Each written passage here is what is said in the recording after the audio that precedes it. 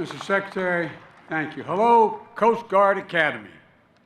I tell you what, we're going to speak for about 4 hours to see if those white uniforms last longer to keep the heat away than these poor guys in their graduation gowns here. God love you. I thought I was hot in a blue suit.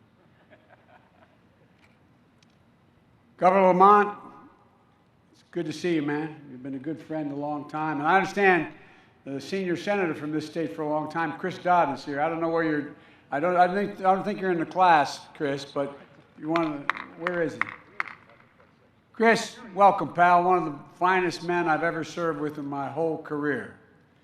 And Mayor Pissarro, I want to thank you for being here. Thanks for the passport into town. And I want to thank again Secretary Mayorkas for joining me today as well. He understands well how vital the Coast Guard is to our economic, our environmental, and our national security, and how central you are to our Homeland Security mission. Admiral Schultz, congratulations on outstanding new Corps of Officers. This past year, there can be no doubt the Class of 21 is ready for whatever its mission may be. I know this day is doubly important to Admiral because he's not only the Commandant of the Coast Guard. Well, let me say it another way. In 2013, I think I gave the commencement here, and I was pointing out how the Coast Guard was adapting so rapidly to changing conditions. And I said, this is not your father's Coast Guard. I take that back. First Class Eric Schultz, this is your father's Coast Guard.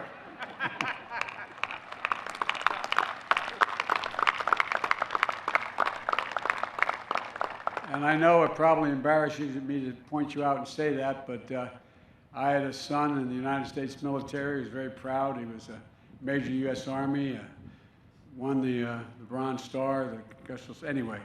And when he went to Iraq for a year, he got the general to agree to change his name from Biden to Hunter, his mother's maiden name, because he didn't want to be viewed as having gotten any favors.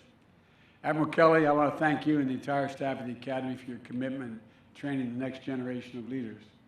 And I brought with me a former Academy grad who now serves as my Coast Guard Millet, Lieutenant Commander Jana. Now, I'm going to embarrass her. Jana McCrone of the class of 2007. As we were coming in Marine One, I thought she was going to light up like a candle. She's so excited being back here. She's an outstanding reflection of this institution. And Admiral Kelly, I want to congratulate all of you on everything you've done this year to keep this school open and running and to be as safe as it possibly can and could be in the middle of a pandemic. You know, the instructors, the cadets, the cafeteria, the support staff, public works, the campus safety team, the science department, the medical staff, the morale, well-being, and recreation team, everyone went above and beyond the normal call of duty to try to make it work, and you did. And I hear that Mrs. Paula Springer's cookies for cadets were particularly a boost in morale. And what you all achieved together embodies the Coast Guard creed, always ready. Always ready. I want to thank you. Cadet Seiler, for speaking on behalf of your class, and congratulations on earning the honor of being the Class of 21's distinguished graduate. But most importantly, I want to thank your parents and families for everything they have done to support you and all of you, and those watching online as well. There's not all can be here. You've raised these cadets to be fierce patriots, as well as young people of incredible courage and determination. You are the ones who first installed in them the sense of service, who helped them hear the calling of higher duty. So it's your day, too. Cadets, stand up, turn around, and salute your parents. Get up, up, up, up.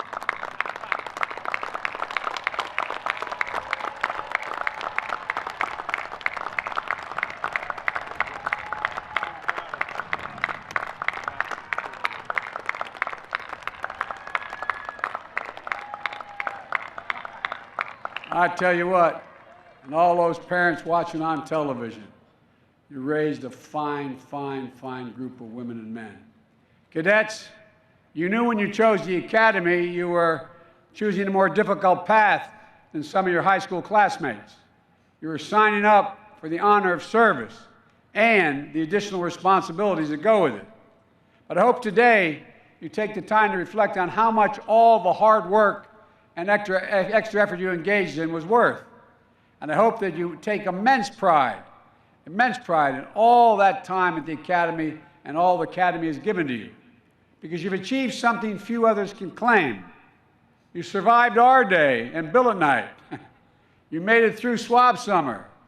You got a haircut that showed every damn bump in your head. You learned to square the corners and square your medals. Look, your meals, I should say. And you memorized, and this is the part I found would have been hard, memorized running lightning. I'm going to ask you all to stand up and repeat it. No, I'm only kidding. You earned your shoulder boards and your aiguillettes.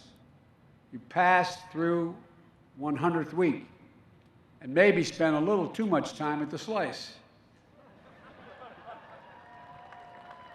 You can clap. Come on, man, you're moving on. Show a little courage. And unlike all the students across the country, you had to figure out what it meant to finish your second-year class with virtual instruction. The pandemic upended so much of our lives, as was mentioned several times so far. Last year's graduating class didn't get to have this ceremony in person. But the Coasties fashion that you all have, you met the threat head on. You adapted, showed your resilience, and you led. The class of 21, you were the ones to test and improve the restricted movements protocols that allowed you to return to class on campus. And with careful precautions and regular testing, you were able to go back to your lives and training here in New London to conduct your first-year class in person. It certainly looked and felt different, I'm sure, but you found ways. You found ways to keep many of the Academy's traditions alive and maybe even formed a few new ones. You still were able to bring your cars on campus. You just weren't allowed to go anywhere in those cars. Oh, man, I tell you what, I'd have trouble watching my car sit there. But maybe dipping your ring in Crown Park or having your ring dance outside will be a new standard. The Super Bowl of intercompany sports may become an annual event. And by the way, congratulations to the Bravo Company, by the way, for your victory. You can clap, it's okay. Even if you lost, you gotta clap. And though everything you found through it all, you found ways to excel in the classroom and in athletics. You've got 9 All-Americans in your ranks today, including record setter in the track and field 5,000 meters. And most importantly, you had each other's backs. When times got hard, you were there for one another. That's something you all learn quickly at the Academy. You can't crew the tall ship Eagle without working together. It's not possible. So the pandemic didn't change that, but it made it more important. I know we wish more of your loved ones could be here today to celebrate with you in person, packed into the stands for your big day, especially because so many of you come from families of proud traditions of service. First class Rachel Pache is about to become the 3rd generation Academy grad. Meanwhile, first class Jacqueline Tidd bucked a long tradition in her family, joined the Coast Guard, came to the Coast Guard Academy over the Naval Academy, and unlike her mother, father, uncle, and grandfather. Well, Cadet Tidd, there's a seat on Air Force One if you have to get home. It may be tough. I can only assume that you will enjoy educating your family about how the Coast Guard is, quote, the hard nucleus around the Navy forms in times of war. You're a really dull class. I mean, come on, man. Is the sun getting to you? I would think you'd have an opportunity when I say that about the Navy to clap, but being here together.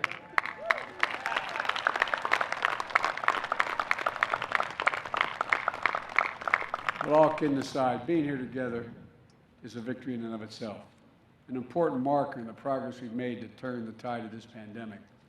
It's a testament to the skill and military discipline, sense of responsibility you already embody.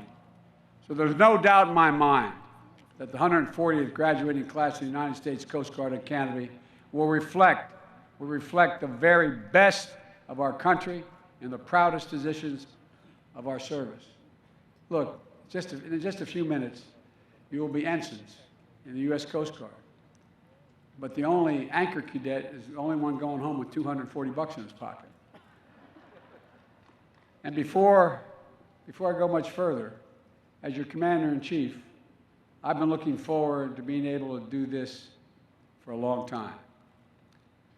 I want to keep a long-standing tradition and here it goes. I hereby absolve all those serving restrictions of minor infractions absolved. Now, you have no idea how much I wish I'd have been able to do that at my graduation. At my graduation. From the University of Delaware. Because I need, as we say in my faith, I needed absolution. You all think I'm kidding, I'm not. Minor infractions like using a fire extinguisher to hose down an RA, but other than that, nothing much. Look, cadets, today you're joining a chain of service that links each of you to our history. It's a connection to the very earliest days of our nation as part of this country's oldest continuous seagoing service. But no class gets to choose the world into which it graduates. And demands and the challenges you're going to face in your career are going to look very different than those who walked these halls before you. You chose, as a class motto, reflects this reality. You said, we are the future.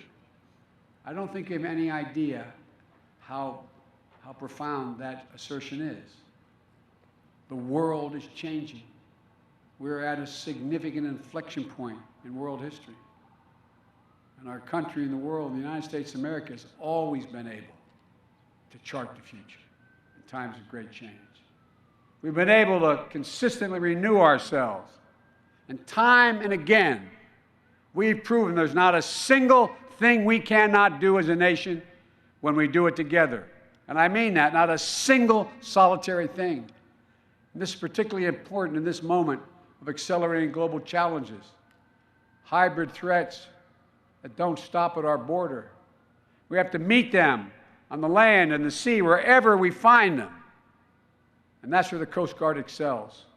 Pandemic response would not necessarily have been considered a Coast Guard mission until there were more than 250,000 stranded cruise passengers who needed to be safely disembarked during COVID-19. Now we see with harrowing clarity how important halting this pandemic and improving our ability to prevent and respond to the next one is in our national security. That's why 500 Coast Guard reservists have deployed in support of FEMA and other nationwide vaccination efforts.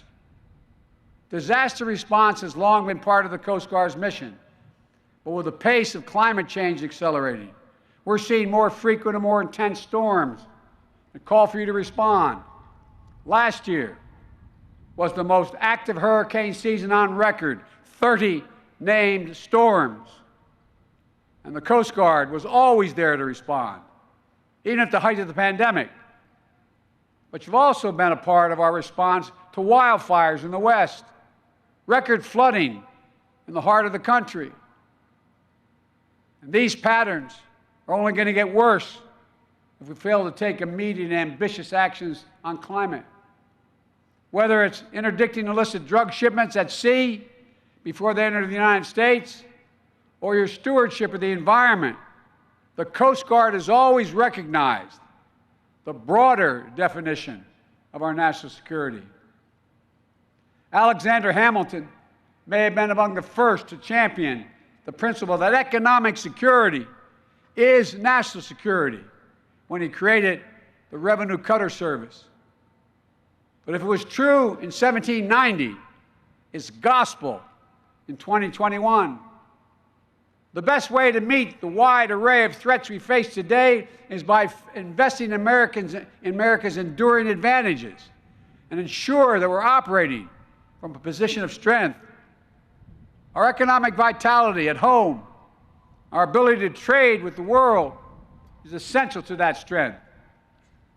More than 1/4 of the U.S. GDP is transported through the waters that keep us safe. And we're going to increasingly see our skills called upon internationally as well. For decades, the United States has underwritten international maritime security. We and our partners have kept the sea lanes open and secure. We developed clear rules of the road. Behavior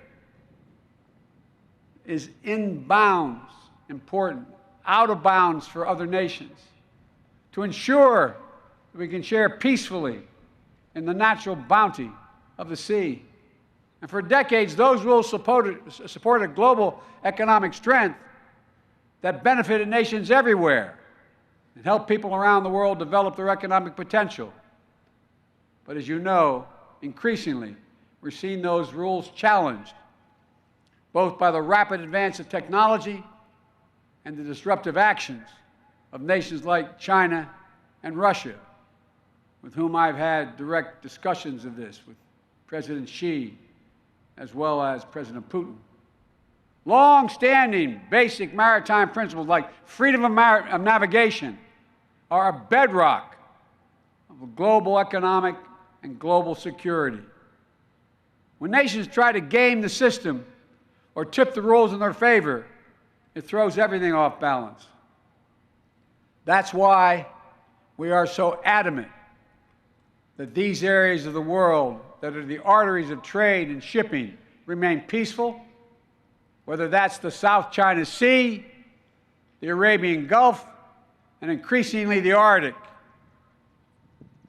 It's of vital interest to America's foreign policy to secure unimpeded flow of global commerce. And it won't happen without us taking an active role to set the norms of conduct, to shape them around democratic values, not those of autocrats. That's why we'll continue to support the United Nations Convention on the Law of the Seas, which outlines many of the key principles to ensure that our waters of our planet are not exploited by any one nation, but are preserved for the benefit of all. But they're being challenged now, all of it. So as we work together with our democratic partners around the world to both update the rules for this new age, to hold all of us accountable to living up to those rules, your mission will become even more global and even more important. You have an essential role in our efforts to ensure a free and open Indo-Pacific. Our new agreement for the Coast Guard to partner with Taiwan will help ensure that we're positioned to better respond to shared threats in the region and to conduct coordinated humanitarian and environmental missions. The U.S. Coast Guard partnership with nations throughout the region to take on issues like illegal, unreported, and unregulated fishing are essential to building the muscle of cooperation. When distant water fishing fleets travel thousands of miles to strip maritime resources without regard to catch regulations or internationally established economic zones, it hurts everyone. Which is why we sent the U.S. Coast Guard, Qatar, Berdoff, to partner with Ecuador last summer to disrupt and deter a Chinese distant water fleet operating near the Galapagos Islands. We're fielding requests from other nations all across the Indo-Pacific that are eager to partner with our Coast Guard because of your reputation of professionalism and your unrivaled skill. The Coast Guard will be an increasingly central element in our engagement in the Indo-Pacific to protect lives, to preserve the environment, to safeguard sovereignty throughout the region. In the Arabian Gulf, we're in the process of deploying 6 new fast response cutters to update Patrol Force Southwest Asia. The Coast Guard's expertise is helping our partners in the region to to enforce maritime law and perform search and seizure operations. I'm sure you all saw the pictures of the enormous load of illicit weapons confiscated in the Arabian Sea, all laid out across the rear deck of the USS Monterey. Coast Guard was critical to that seizure and to keeping those weapons out of conflict in the region. Based alongside the U.S. Navy Fifth Fleet in Bahrain, you have to face down harassment of Iranian fast attack boats in recent weeks. And in recent weeks, the U.S. Coast Guard cutter Maui had to fire 30 warning shots to deter such irresponsible and unsafe maneuvers in the region. The world is changing. We need you even more. And in the Arctic, the Coast Guard is the proud American presence in the region, rapidly growing in strategic importance as ice recedes and new sea lanes open. We, the United States, are an Arctic nation. The United States must demonstrate our leadership and engagement. Our diplomacy and our operational skill. We must continue to model responsible maritime behavior and uphold clear rules of international agreements that will protect and steward this pristine environment and secure it for future generations. And by the way, as you know by now, to protect our homeland security as well. We have to make sure that every country respects these international norms. So we need modern icebreakers, yes. But just as critically, we need to stand shoulder to shoulder with those allies and partners who share our values, including indigenous communities who are the keepers of traditional knowledge about the Arctic waters. Class of 2021, it's time for you to go out and be the future, to make the future. You've learned your history and your science. You've predicted and practiced your disciplines on land and sea. You've shown that you are salty. This year, the Academy has graduated a class that is just over 1/3 women. And those, you got it.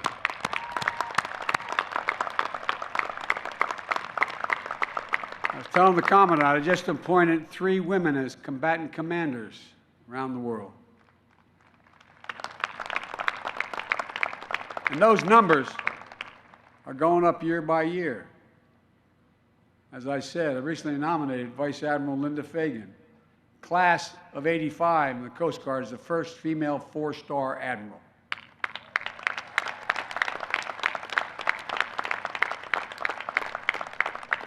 We need to see more women at the highest levels of command. We have to make sure that women have the chance to succeed and thrive throughout their careers. There's a saying we use in a different context, a Chinese saying. It says, women hold up half the world. It's an absolutely stupid position not to make sure they represent at least half of what we do. Every member of our armed forces should feel safe and respected in the ranks. That's why my administration is committed to taking on the scourge of sexual assault and harassment in the military. You're joining a service that not only serves as America's front line, it increasingly looks like America. This year's class is also just over 1/3 underrepresented minorities, including some of the highest number of African Americans, Asian Americans, and Pacific Islanders. Each of you